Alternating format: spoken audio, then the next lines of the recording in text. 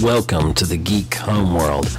I am your host, SavageTechman. We talk sci-fi, TV, movies, superheroes, and all from a geek perspective. You can find us on Blogger, Google+, Twitter, Facebook. We're everywhere. Join the Geek Homeworld.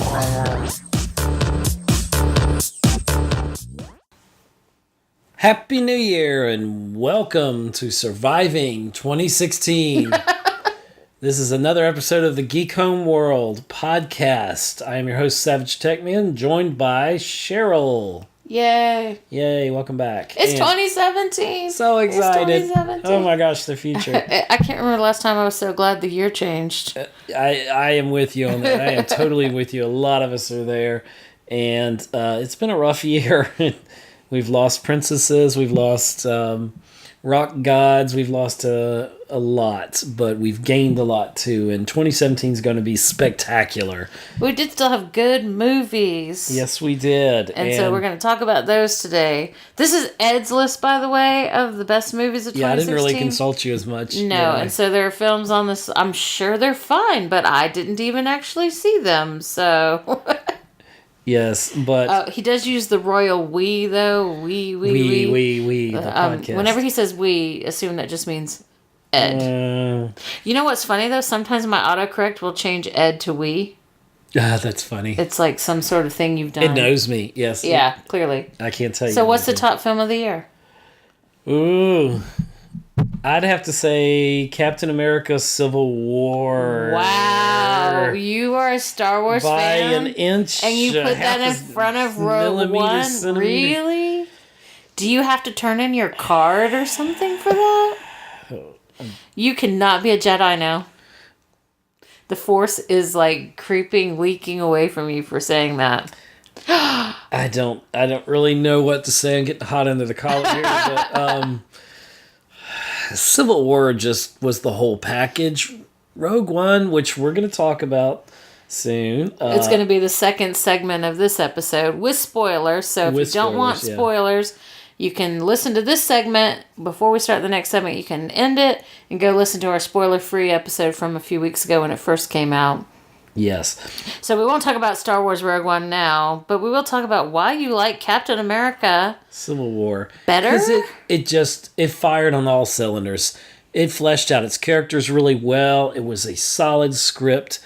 You didn't feel like the heroes were just thrown in there. They all had a purpose, and you actually cared for them, and you found yourself having, or at least I did, a Civil War inside myself. Like, I'm sorry, am I Team Cap or I'm totally Team Cap. I can't get on Iron Man's side at all in this case. I tried, and you know, but I could see Steve's beliefs, and I see Iron Man, but in the end, yeah, I'm Team Cap also. But I think this film is a true demonstration of what Marvel has done so well.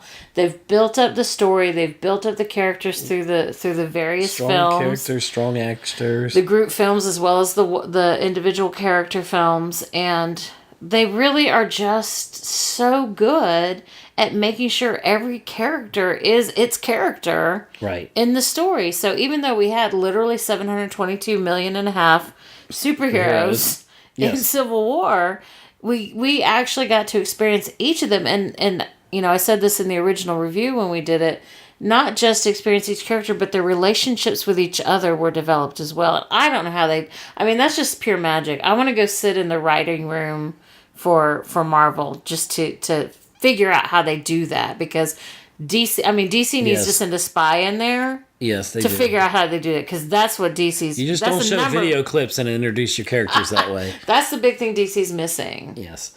And just a little note here. The movies we mentioned here, please check out our back catalog for 2016. You're going to see a lot of episodes dedicated almost solely to some of these movies, and a lot of them together. So please check everything out. And for sure, check out the movies if you haven't checked out the movies. Definitely, if you haven't. Yeah. And if we've spoiled something you haven't seen, I can't imagine why you haven't yet, but just bear with us, okay? So if you say Civil War's number 1 and Rogue One's number 2...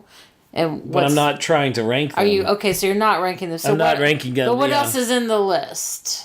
In the list, is Deadpool, the movie that saved Ryan Reynolds' career, that brought him back from the depths of Green Lantern, and also is an important milestone because it was the first Marvel superhero movie that was R-rated, and it definitely needed a rating. Deadpool's character needed to be over the top. I mean, things being chopped to pieces, people being chopped up and sliced and diced, and it just kind of is what the character is, and he breaks that fourth wall constantly, and the language was just off the charts. Not something you'd probably let your kids watch, but well, and that's frankly is part of the reason I didn't see this movie, and it was because of all the concerns about the language. I just get overwhelmed by it because I think it's not necessary. They could have done it that way, but had they done a PG-13 movie, it would not have worked. Well, I don't know. I would have seen it. I mean, one of the things the way that they rate the movies, yes. The fact that language counts as, and sexuality and violence are all like equal things.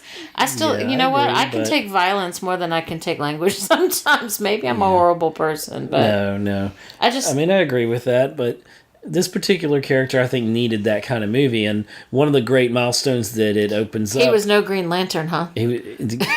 Thankfully for everyone, and the R rating is important because it'll allow Logan, that's coming out in a few months of 2017 here, to be R rated but have that serious, over the top berserker moments that we have just want to see from Logan with Hugh Jackman in his final movie, his final stint as Wolverine. So, and the promo trailers for that are actually really, where they do "Hurt" by Johnny Cash. Yeah, it's just very powerful. And no Deadpool crossover. Ryan Reynolds was trying, but it's not going to happen. And I think that's actually for the best. Next on our list, and like I said, in no particular order, we get to one of the darkest movies of the year, Batman vs. Superman: Dawn of Justice, a movie surprisingly starring DC's brightest, most positive, upbeat character, Superman, who's really not. Superman has not been bright and upbeat since they started this new series.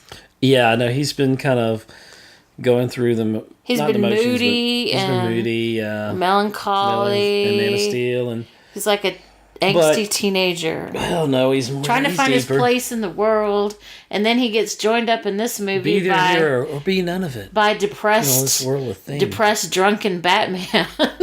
A Batman.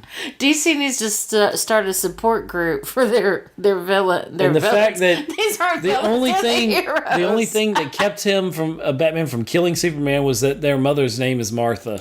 Just like I said, a little group therapy will go a long way with these folks. It just shows boys love their mothers. It was a good movie, but the more I think about it, the more I look at it, the less I enjoy it. But honestly, it stands up for me. I liked what it represented, and the material it came from was very dark. And this is a way in the kind of feature Superman, a Batman who's been battle tested, and he's lost people near and dear to him, and how they tied in the violence and the destruction of Man of Steel into this directly was very good. I might write an essay. I need to go back to school just so I can write an essay about how this movie correlates to 2016.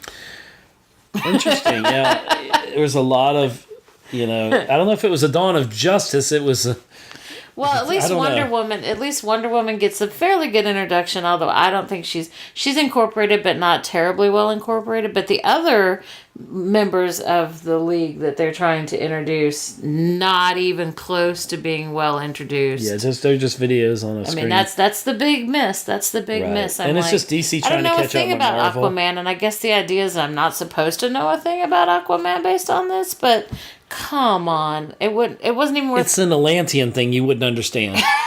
But it wasn't even worth having it in the film. I know. Well, yeah. I agree. Let's see. So, Batman vs. Superman, if you saw the extended 3 million hour version of it, I think it does it. Was it the original 3 million version? I think it does it justice. But you should see the extended version if you have not. The Ultimate Edition.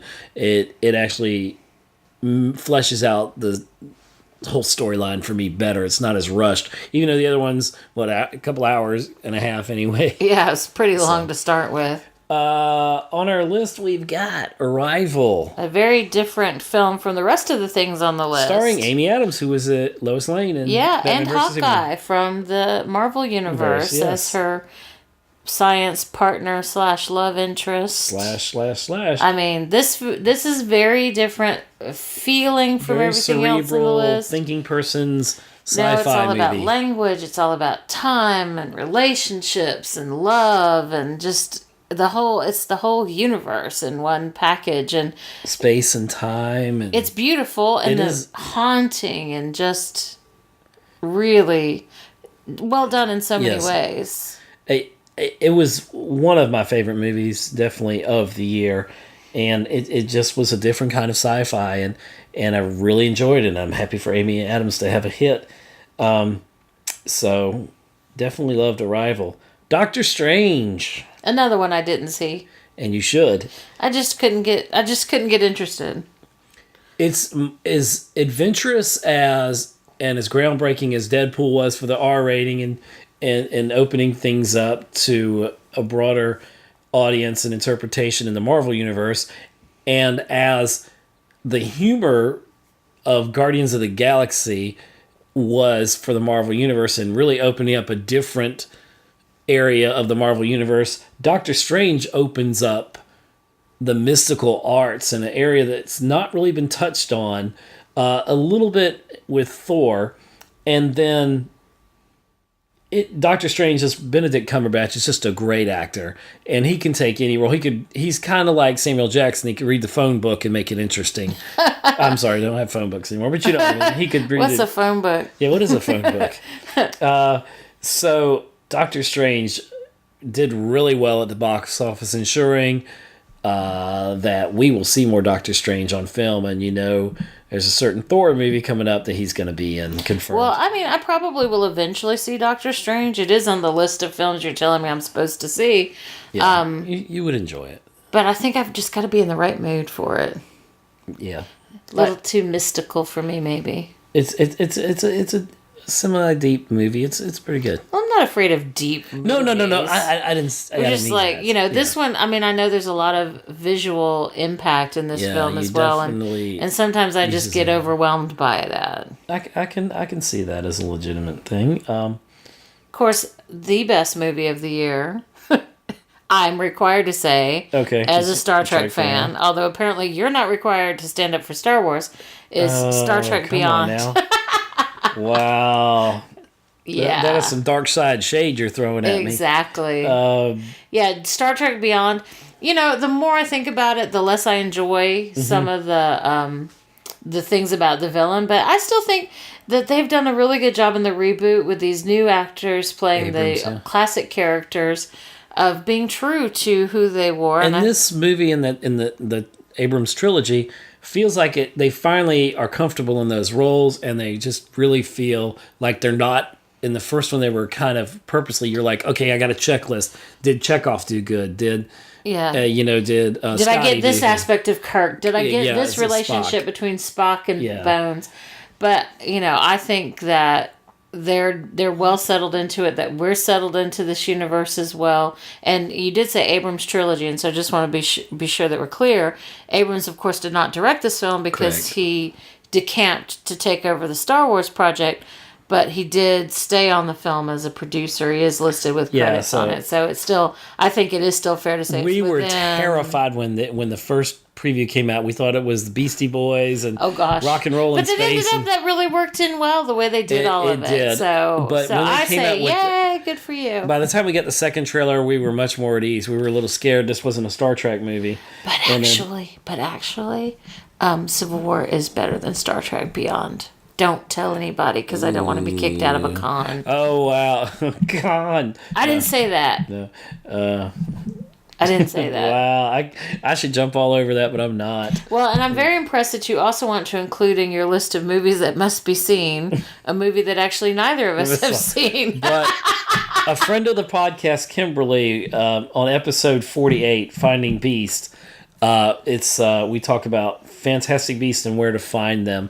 She did such a excellent representation of the movie that it makes it one of our top movies.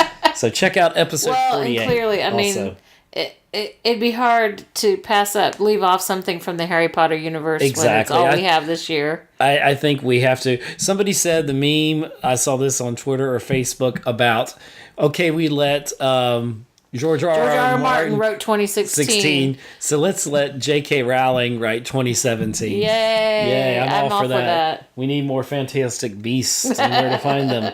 But not J.R.R. Tolkien, because I don't want to walk that much. J.R.R. I hope that's not what I said. No, you didn't. You said it right.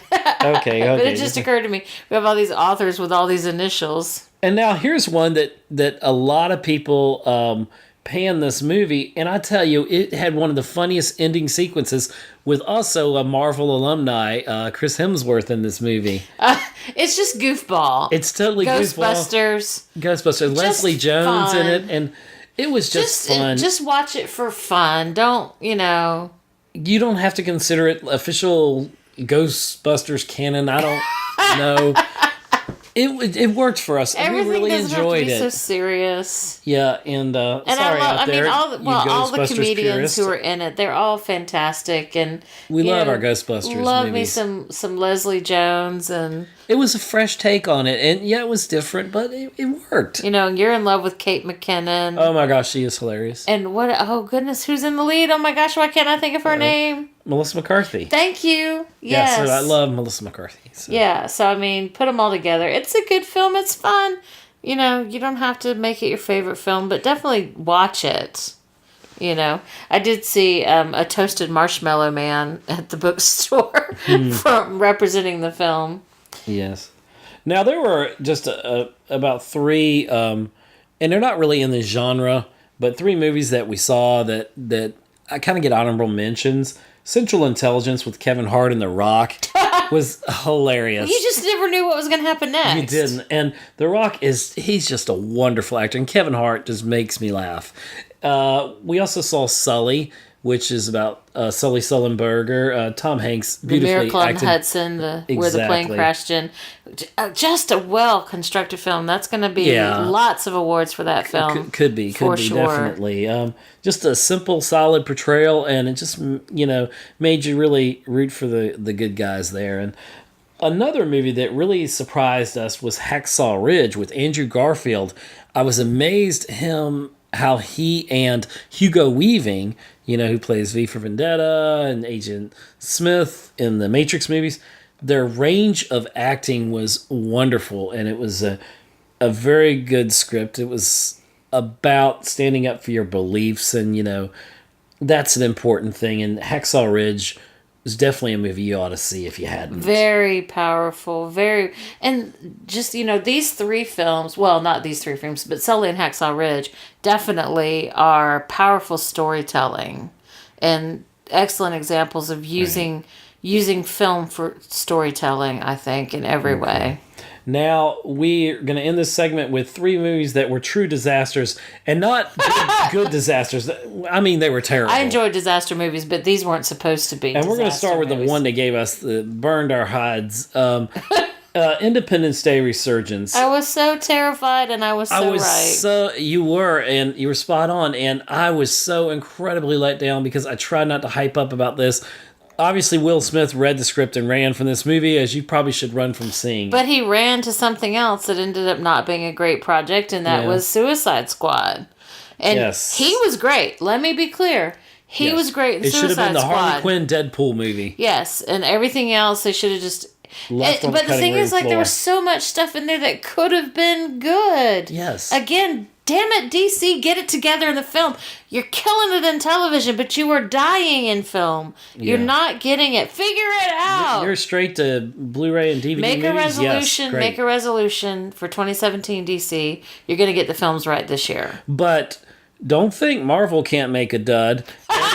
And as much as excitement I had for Independence Day Resurgence, we waited, 15, 20 years? I don't even know. 712 years, at least. I've waited since the 90s to see this storyline on film. And when 2000, the first X-Men movie came out, I was like, this is coming, it's coming. X-Men, Age of Apocalypse. You've been waiting for Apocalypse. I've been waiting for Apocalypse, and apparently 2016 was the Apocalypse, and somehow we survived it. But it was not. Age of Apocalypse was not a terrible X-Men movie, but it on the momentum of Days of Future Past, which was definitely the highlight of this last trilogy of the X-Men movies. I just felt the momentum was going to be there, and this was just going to be over the top. And it had some good parts. We finally saw the Phoenix on film like she needed to be, represented Jean Grey. But all in all, of course, Quicksilver stole it. Sweet dreams are made of this. He was going through the mansion as it exploded. That was a beautiful sequence. But that was the best part of the movie, just like Days of Future Past. But still, Age of Apocalypse let me down. And maybe my expectations were too high, and I tried to keep them low, but they did not do a good job with Age of Apocalypse. And where X-Men universe goes after this, I don't know. But I guess Logan. Well, yes, but after that, for the X-Men movies themselves, I don't know. Hopefully X-Force and throw Cable in. Deadpool's going to once again save the day, I'm sure. So that concludes our 3 movie disasters in this segment. So I hope you enjoyed 2016 as much as we did at the movies. And at the movies, let's be clear. Yeah, at the movies. The rest of it, I don't know. The last 3 months are a blur for me. I just wish I was in a bunker the last 3 months. And if I came out of the bunker, I'd be like, wow. We know not everyone also experienced hurricanes this year the way we did. We had evacuations. We had family disasters as well. Yes. So, add that to the pop culture things that disrupted us, like Prince and George Michael and Princess Leia. Exactly. And Alan Rickman, David Bowie. And then for me, we had 2 Twitter hoaxes of the Queen's death, and I just can't take it anymore. We just can't handle it. So please, 2017, let's all be nice. Let's just be friends. And let's enjoy our movies. Geek Homeworld Review Preview. I am with the Force. The Force is with me. I am with the Force. The Force is with me. Are you praying? I am with the Force. The Force is with me. You know you believe in the Force. We are talking Rogue One. This is spoiler filled. So if you, in the 3rd week, this movie's done gangbusters, become pretty much the top movie of the year. Dethroning Civil War. Almost. Anyway. If you've not seen the movie, you can go listen to our spoiler-free episode instead of listening to this, so you have 2 seconds to change over. Go! Okay, and it doesn't begin with the regular crawl that you see, which I knew was coming. I'm glad I knew that ahead of time, but it works. This movie, all in all, we loved it. It has great potential to be a model for those Star Wars story movies, all these standalone movies we're going to be getting. Yeah, I think that's right. I think they handled it well. And, one of the things, every time I see it, I like it better than I did before. Exactly. And so actually, if you do listen to our spoiler-free segment about it, you'll hear me say that the middle part of it is very discombobulated. And I still think it jumps a bit, like it's Planet Geography Trivial Pursuit kind of thing. Like I'm going to be quizzed at the end. Exactly. I kept expecting somebody to ask me which planet is which and have to do like matching questions. Yes. But having seen it several times now, I'm like, okay, I can appreciate that better. Although I will say this, I still absolutely hate this episode, the part of the segment with Saw Gerrera's Truth Octopus. Was just unnecessary, completely unnecessary. Exactly. And in fact, I think Forrest Whitaker is a great actor, and I think that he's given a part, but it's just not as well incorporated as I would like it to be. And so that's one sad thing about it. And then also, of course, Jimmy Smits as Bell Organa. I'm glad he was there. I'm thrilled he's there. He should have been there more. Yes. I don't understand why he wasn't a more important part of the story. I mean, for the first half of the film, he's just standing, when you see him, he's just like standing half in the dark. Like, oh no, is he gone to the dark side? But overall, the film is really enjoyable, really fantastic. I think they did a great job of building it. And here we have, for the most part, all new characters. And we get to know them very well and like them a lot. You know, we love K2SO, the android, who provides the comic relief. We still get to see some of our favorites as well. They get their bits in there, even some that have been digitally constructed to be 40 years younger than now. The de-aging process, I tell you that on Governor Tarkin and Princess Leia and Mon Mothra was awesome. I thought R2-D2 still looked old. You're saying he doesn't, and C-3PO, he looks kind of golden. He didn't age well. But those felt like those were thrown in, so you'd know reference, hey, they were there. Yeah. And, and they're in all the films. But, the first time we saw it, like, everybody cheered at all the points when you see C-3PO, when you see Darth Vader, when you see Princess Leia. The last time we saw it, clearly, we finally saw it in IMAX most recently, and IMAX it was 3D. a late night show. There weren't that many people in the audience. Right, because it was a very But late I show. think everyone who was in the audience, except for one person we brought with us, Right. had already seen the film before, because there were none of those moments where it was like, oh, yeah, it's Darth Vader. Yeah. Yay, we're cheering for the bad guy. There were claps when we saw it first, and even the second time I think. Oh, people cheers were still for sure! cheering. But after 3 weeks of it, I think the only people seeing IMAX at 10 o'clock on New Year's Eve were people who'd already seen the film. Fans, yeah. Visually, the movie is just compelling, along with the storyline. Though, like we said, kind of parts of it felt like in the middle you could have crunched a little bit of that down, or even removed some of that storyline. Well, and I still wonder why the best planet in this movie was the only one I would live on was where they have the archives. Like, they put the archives on a tropical paradise. That's where I'd be. Meanwhile, everybody else is living in a volcanic hell. Yeah, Mustafar, which went uncredited because they don't want to tie it to the sequels. Yeah, or where Vader was. or a desert, or Tatooine. pouring down constant rainstorm with we had spiky Yavin mountain 4. cliffs. I'm like, No, the Rebels were smart. They were on Yavin 4. It was really kind of nice, yeah, the rebels need to get it together. Theirs wasn't so bad on that one. But, and the Empire never finds them, it seems like. Yeah. They seem pretty easy to find. I don't get it. This was the first time I'd seen the movie, or we had seen it since Carrie Fisher had passed. This last time, when we saw it in IMAX 3D. So it was bittersweet. It was. I mean, I almost had tears in my eyes when she did appear at the end. And what an interesting way you go straight from those awesome scenes with Vader and going down that hallway just slashing people and using the Force. That is the Vader we wanted to see, and I could have done with more Vader, definitely.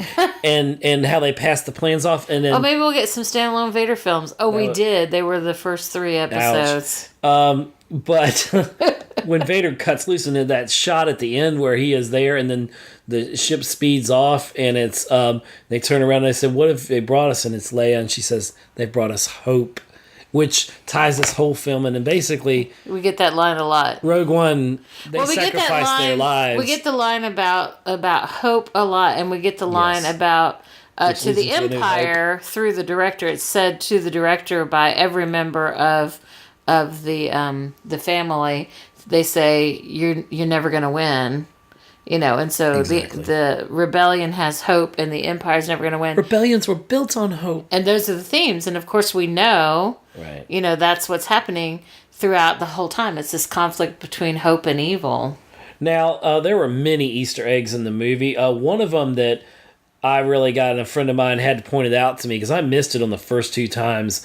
But during the very important battle scene, we see the Phantom, which is the ship that Ezra and his group from the cartoon Star Wars Rebels, you actually see a live interpretation of that ship as it flies by in part of the battle.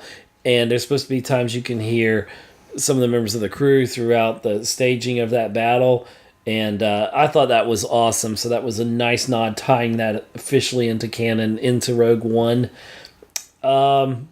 Now, one of my friends, Digital Caveman, that's with 2 N's, at Digital Caveman, he said that he feels that Rogue One may be his second best Star Wars movie next to Empire Strikes Back. And of course, he's a huge Star Wars fan. Yes, and he's got the whole house with everything. I'm sure he would never have claimed that Civil War was better than Star Wars. I know, yeah. I might have to walk that back a little bit, but it was still a strong movie. And I don't know if Rogue One would be my number 2, but I thoroughly enjoyed Rogue One. And like you said, Cheryl, the more we see it, the more I seem to like it. And yeah, it seems like a lot of you out there do too. Well, and I just, I like there's some classic kinds of battles, both in the space battles and once on the battles get going, planets. they're awesome.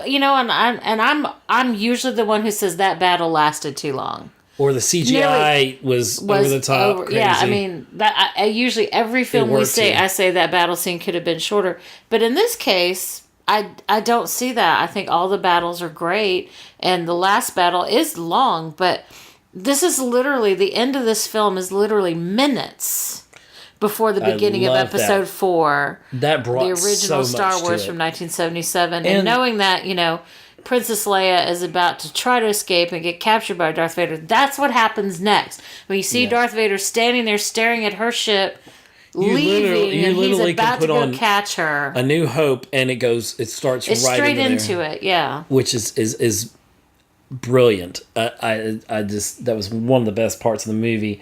And they did such a good job of making it, even though it's clearly a 2016 film, in terms of the technology and the CGI and all those things, it looks and feels like the 1977 film in so many ways. Like they're true. Yeah. The costuming. I could see us there when the Imperial Walkers, I could see being part of Rogue One and the Rebels, and in real life, I could see like a walker coming at me through the, forest there, or whatever, the tropical, area there where they were at. And, it just felt realistic. It felt like it was, everything was spot on. Well, I mean, I don't know that everything was spot on, because I would still say, like with Jen Erso, the transition between the time that Forrest Whitaker's character rescues her, and then the next thing we see is her wake up in an Imperial prison. And frankly, I wasn't entirely sure that this was the same character. I only knew that it was because I'd seen enough promo. Right. But it was very disconcerting. So there was, and the line she has in the movie that rebellions were built on hope didn't even come from her originally. Well, and that she never had the leisure for political opinions. Wait a minute, you were raised by people who were part of the Alliance, who were rebels. It's only brought her pain. So how did you not? I mean, she still has. I don't know. So there are little gaps like that, and there are a couple of things where the casting. I mean, the casting is fine, except it felt she was a little bit too much like Rey. Well, the first few times I saw it, I would get confused sometimes between the character of Cassian Andor and the pilot Bodhi Rook, right? Just because there were too many physical characteristics between Diego Luna and Riz Ahmed, who play those characters. I mean, the characters are very different, but because they physically look the same, like, wait a minute, which one of them was the guy in the alley? Exactly. That kind of thing. And then even worse for me, and I'm usually better at this kind of thing, but Jen Erso's father and the evil director, I couldn't tell them apart. So when we skipped forward into the future, it took me a long time to realize that the director was the director and not her dad. Yeah. Even I was like, wow, I didn't realize he had a different name from her. Like, literally, I know they're calling him a different name, but I'm not regular. Maybe my brain was just dead, but I did it from more than one viewing. So I'm sure I'm not the only one. I'm not the only one. Yeah, the first time we were a little bit confused. I'm telling myself I'm not the only one. You're not the only one. The Force is with you. The Force is definitely with Rogue One. Well, and definitely with the duo of Donnie Yen and Wen Zhang, who play Chirrut Imwe and Baze Malbus. Wow, what an incredible addition to the Star Wars universe to have the two of them in there. Yeah, when he dies as the guard. Well, he's the guardian of the Jedi, and of course, Baze is the guardian of Chirrut, and. Just great characters and great scenes with their fight sequences. I didn't know going in that everybody in the film was basically going to die. Well, you should have known that because that's what the film's based on. I guess one line. I didn't. Many Bothan spies died for this information. Yeah, so this is one line, which is awesome too. As a writer myself, one of the exercises that I've often done or that I give when I teach creative writing courses is open a book, take a line, and that's the first line of your story. Explain this. And so this was kind of like a writing exercise come to life in a very, very good way. That's a very good point there. Yeah. Totally go see Rogue One. If you hadn't, you need to go. And if you have, see it again. Yeah, see it again. It's not going to hurt you to see it again a couple times. It will definitely not hurt you. Or we will force choke you. Good news, Carrie Fisher earlier in 2016 had wrapped all her scenes for episode 8, so we'll get to see everything she did in episode 8, which is going to make that movie so more poignant and bittersweet. It's even more so than Well, I think Rogue it'll be One. less painful by the time we actually see the film. Hopefully, but we have a whole year to recover. Yeah, and it's just going to be awesome. It's a great time to be a Star Wars fan. Yeah, I mean, wow, this is the kind of Star Wars that we've been wanting to get for decades, and we're And I'm finally never getting going to it. say anything terribly bad about the Lucas, because I still like the prequels. I mean, do they hold up to some of the stuff? Some of them don't, but Revenge of the Sith is still one of my top Star Wars movies. Well, of all time. I want to It make a will side always plug be. too, because we also have gone a couple of times recently down to Disney's Hollywood Studios in Yes. Florida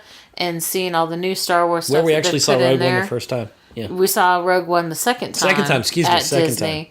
You know, so cool, so much fun. I mean, where else are you going to get a TIE fighter popcorn container? I've got one. And a BB-8 mug, and so definitely it's cool. So if you have the chance to go to Disney and enjoy the definitely you should. Star Tours has been updated. They've added fun, yeah. some performances. So That was gonna actually, be when great. you walk into Hollywood Studios, the first thing you see at the end of the road is the big Star Wars stage with all the new shows. So check that out as Definitely well. should. And yay for Rogue One. Yay. The Force is with us. Oh, please don't do that again. Okay. Check out Rogue One. Laters. Thanks for listening to another episode of the Geek Homeworld podcast with your host, SavageTechman. You can find us on Libsyn, Google+, follow us on Twitter, like us on Facebook, listen to us on iTunes, see us on YouTube, be part of our Mixler chats. Thank you. See you again on the Geek Homeworld podcast. Geek Homeworld.